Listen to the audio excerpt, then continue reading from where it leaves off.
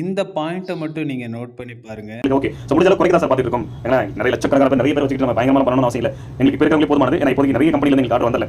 வணக்கம் உண்மையான உறவுகளே. எஸ்பிஓவில் ஏற்கனவே வேலை செஞ்சுக்கிட்டு இருக்கிற சில நபர்கள் பணி நீக்கம். தம்ப்லைன் பார்த்ததும் ஷாக்கா இருப்பீங்க. ஆனா அதுதான் உண்மையாக போகுது. மறுபடியும் ஒரே வார்த்தை வேற வேற விதமா நோட்டீஸ் போர்டு அப்டேட்ல அனௌன்ஸ்மெண்ட்டா வந்துகிட்டே இருக்கு. கடைசியா ஜூன் 23 ஒரு தகவல் கொடுத்திருந்தாங்க. எஸ்பிஓ டெலிகிராம் நோட்டீஸ் போர்டு அனௌன்ஸ்மெண்ட்ல. அந்த அனௌன்ஸ்மெண்ட்ல இந்த பாயிண்ட்ட மட்டும் நீங்க நோட் பண்ணி பாருங்க. உங்களுக்கு அதோடைய முக்கியத்துவம் என்னன்னு புரியும். உங்கள ரெடி பண்ணிட்டு இருக்கோம். நாங்க முடிஞ்ச அளவுக்கு நெறைய பேர் ஃபில்டர் பண்ண ட்ரை பண்றோம். ஸோ அந்த அளவுக்கு கத்துக்க முடியாத, அந்த அளவுக்கு நாலேஜபிள் மெயில் அனுப்பணும். பேசிக் நாலேஜ் அதுதான். ஸோ அதுவே தெரிஞ்சுக்கணும். அந்த பேசிக் இன்ஃபர்மேஷன் தெரிஞ்சுக்கணும். ஓரளவுக்கு சொல்லிக் கொடுத்தா புரிஞ்சுக்கிறவங்க எங்களுக்கு ஓகே. ஸோ முடிஞ்ச அளவுக்கு குறைக்க தான் சார் பார்த்துட்டு இருக்கோம். ஏன்னா நெறைய லட்சக்கணக்கான பேர் நெறைய பேர் வச்சுக்கிட்டு நம்ம பயங்கரமா பண்ணணும்னு அவசியம் இல்ல. எங்களுக்கு இப்ப இருக்கிறவங்களே போதுமானது. ஏன்னா இப்போதைக்கு நெறைய கம்பெனில இருந்து எங்களுக்கு ஆர்டர் வந்தல்ல. ஸோ நெறைய பேசணும். அவருக்கு நெறைய எக்ஸ்பிளைன் பண்ணா சொல்லிட்டு இருந்தோம். இந்த மாதிரி நெறைய விஷயங்கள் பேசிட்டு இருந்தோம். நான் இதுல சொல்லியிருப்பாங்க, ஸ்ட்ரென்த்தை இன்னும் கம்மி பண்ணணும். அன்எஜுகேட்டட் ஒரு மெயில் அனுப்ப தெரியாத, பேசிக் இன்டர்நெட் நாலேஜ் தெரியாத பெர்சன்ஸை மட்டும் நம்ம எடுக்கலாம் அப்படின்னு சொல்லியிருப்பாங்க. இதில் இருந்து ரிமூவ் பண்ணலாம். எஸ்பிஓவுக்கு பேசிக் இன்டர்நெட் நாலேஜ் தெரிஞ்ச நபர்கள் மட்டும்தான் வேணும்னு சொல்லியிருப்பாங்க.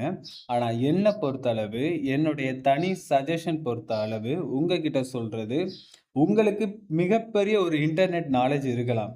ஆனால் உங்களையும் பணி நீக்கம் செய்வதற்கு வாய்ப்பு உண்டு. காரணம், எஸ்பிஓவில் இதுக்கு முன்னால் ஒரு டைமிங் கொடுப்பாங்க. இப்போ சில நாட்கள் இந்த பிரேக் டைமில் அக்செப்ட் ரிஜெக்ட்டுங்கிற ஒரு டைமிங் கொடுத்துருந்தாங்க. இந்த டைமிங்க்கு உள்ள யாரெல்லாம் பண்ணியிருந்தாங்களோ அவங்க தான் எஸ்பிஓவில் ஒர்க் பண்ண முடியும். இல்லைனா அது பெண்டிங் லிஸ்ட்டில் யாரெல்லாம் இருக்கிறாங்களோ அவங்களோட ஐடி என்ன ஆச்சுன்னு உங்களுக்கே தெரியும். ஆனால் இதுலேயும் இனிமே உங்களுக்கு கொடுக்குற எக்ஸாம் என்னவா இருக்கும்னா டைமிங் மட்டுமா தான் இருக்கும்னு எனக்கு தோணுது. மற்ற எக்ஸாம்லாம் எப்படி இருக்கும்? ஒரு கல்விகளில் நம்ம எக்ஸாம் எழுத போகிறோம்னா அதனுடைய பதில்கள் நம்ம ஏற்கனவே படிச்சிருப்போம். படித்த எல்லா பாடங்களிலும் ஒரு கேள்வி உருவாகும். அந்த கேள்விக்கு ஏற்ற பதில் நம்ம படித்தது என்னவோ அதை தான் நம்ம எழுதுவோம். இதுதான் எல்லா இடங்களையும் உண்டு. ஆனால் நம்ம எஸ்பிஓக்குள்ள இது தலைகீழாக உண்டு. கேள்வி ஒன்று உருவாகும். அந்த கேள்வி உருவாகின பிறகுதான் நீங்கள் பதிலே தேட முடியுங்கிற ஒன்று. அது எங்கே தேடலாம்? நீங்கள் இருக்கிற குரூப்ஸில் தேடலாம்.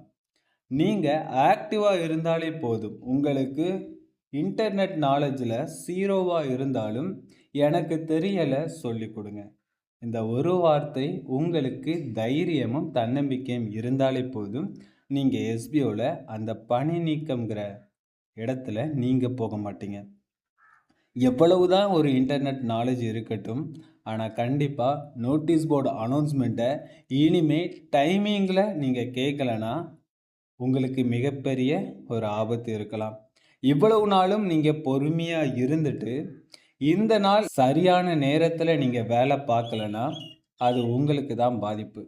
அந்த பாதிப்பு உங்களுக்கு வரக்கூடாதுன்னா அதனுடைய தயார் நிலையில் நீங்கள் இருக்கணும்.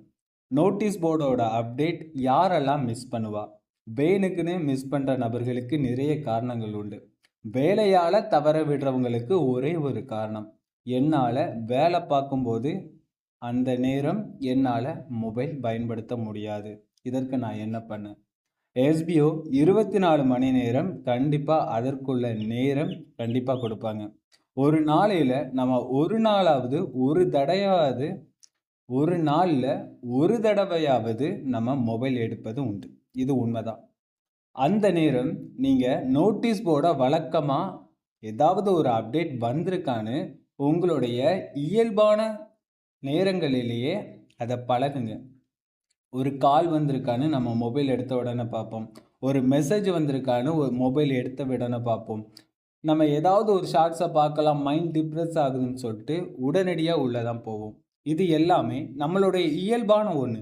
இதே இயல்பை நோட்டீஸ் போர்டில் கொண்டு வாங்க. எஸ்பிஓ டெலிகிராம் நோட்டீஸ் போர்டில் ஏதாவது ஒரு இன்ஃபர்மேஷன் வந்திருக்கா?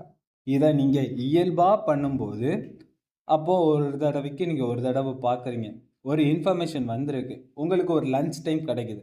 அந்த லஞ்ச் டைமில் உங்களுக்குன்னு ஒரு இன்ஃபர்மேஷன் வந்திருக்குன்னா அது ஒரு அரை மணி நேரத்துக்கு மேலே இருக்குது. ஆனால் உங்களுக்கு லஞ்ச் டைம் சாப்பிட்டுட்டு முடிக்கிறதுக்கு உங்களுக்கு கரெக்டாக அரை மணி நேரம். ஆனால் அந்த அரை மணி நேரத்தில் என்னால் சரியாக அந்த தகவலை கேட்க முடியலை. அப்போ நீங்கள் என்ன பண்ணலாம்? இந்த ஒரு கேள்விக்கு உங்களுடைய அப்ளைன் கிட்ட நீங்கள் டைரெக்டாக கால் பண்ணுங்கள். எனக்கு இந்த மாதிரி காலோ மெசேஜோ பண்ணுங்கள்.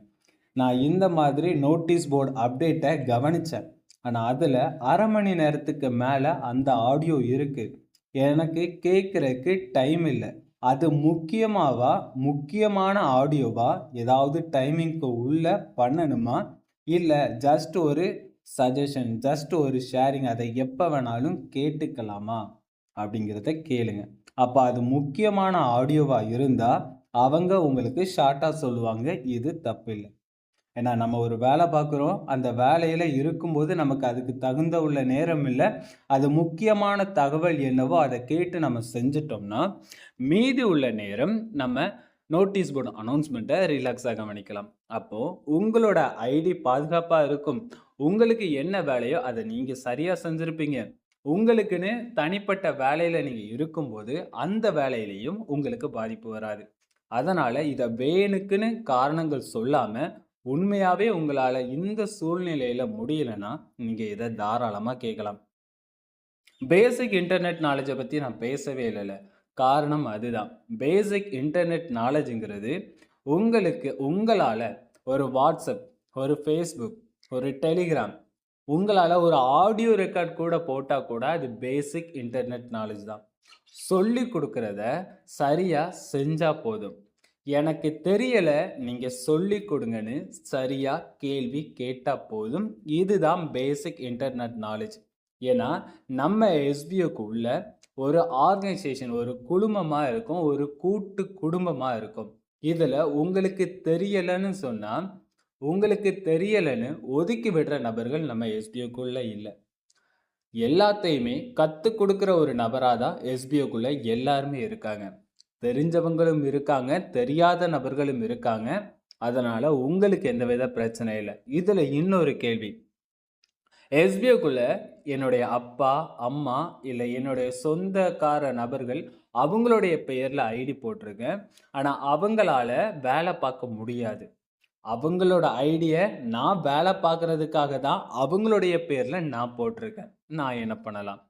உங்களுடைய பெயரில் இருக்கிறங்கிறது முக்கியம் இல்லை. அந்த ஐடி யார் பயன்படுத்துகிறாங்கிறது தான் முக்கியம். அது நீங்கள் பயன்படுத்தலாம், இல்லை அவங்க பயன்படுத்தலாம், அது முக்கியம் இல்லை. ஆனால் எஸ்பிஓ நோட்டீஸ் போர்டில் என்ன சொல்கிறாங்களோ அதை உங்களால் செய்ய முடியுமா? அது அவங்க தான் செய்யணும், இல்லை நீங்கள் தான் அதை வாங்கி அவங்களுடைய பெயரில் நீங்கள் வேலை பார்க்குறீங்கன்னா தாராளமாக நீங்களே வேலை பார்க்கலாம். இதில் எந்தவித பிரச்சனையும் இல்லை. சொல்லி கொடுக்குறத சரியாக செய்யணும். ஏற்கனவே 4 நாளுன்னு சொன்னாங்க. ஒரு டைமிங், ஒரு டாஸ்க் ஒன்று கொடுக்குறாங்கன்னா 4 நாளைக்கு உள்ளன்னு சொன்னாங்க. அதுக்கு பிறகு 2 நாளுன்னு வரும். அதுக்கு பிறகு 24 மணி நேரத்துக்குன்னு உள்ள வரும். இந்த டைமிங் சென்ஸுக்குள்ள நோட்டீஸ் போர்டோட அப்டேஷனை கவனிக்காமல் இனிமேல் யாராவது இருந்தீங்கன்னா கண்டிப்பாக நீங்கள் எஸ்பிஓவில் பணி நீக்கம். உங்களுடைய எஸ்பிஓ ஐடி சஸ்பெண்ட் ஆகும். உங்களுடைய வேலெட்டில் உள்ள என்ன அமௌண்ட்டோ அதுவும் உங்களுக்கு ரீஃபண்ட் ஆகும். முக்கியமாக இல்லையா அப்படிங்கிறது உங்களுக்கு தெரியாது. ஆனால் இனிமேல் போக போக நோட்டீஸ் போர்டோட அப்டேட்டை தவற விட்டிங்கன்னா அது இந்த வீடியோவில் சொல்லியிருக்கிறது நாளைக்கு ரொம்பவே முக்கியமாகிடும். நன்றி உறவுகளே, அடுத்த வீடியோவில் சந்திக்கலாம்.